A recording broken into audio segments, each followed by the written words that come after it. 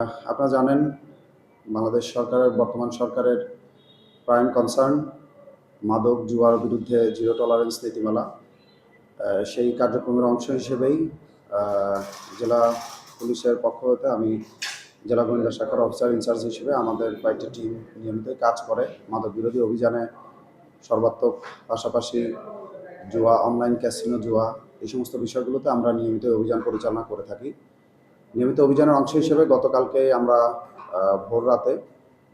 আজকে ভোর রাতে আমরা একটি অভিযান পরিচালনা করি, যেখানে রাজ্জাক মার্কেট, কাকিনা রাজ্জাক মার্কেটের সামনে আমরা একটু গোপন সংবাদের ভিত্তিতে আমাদের একটি টিম অভিযান করে। উক্ত অভিযানে আমরা 3 জন অনলাইন ক্যাসিনোর সঙ্গে জড়িত ব্যক্তিকে গ্রেফতার করতে সক্ষম হই। পাশাপাশি 11টি সিম, নগদ বিকাশ এজেন্ট করা এবং 6টি মোবাইল তাদের ব্যবহৃত।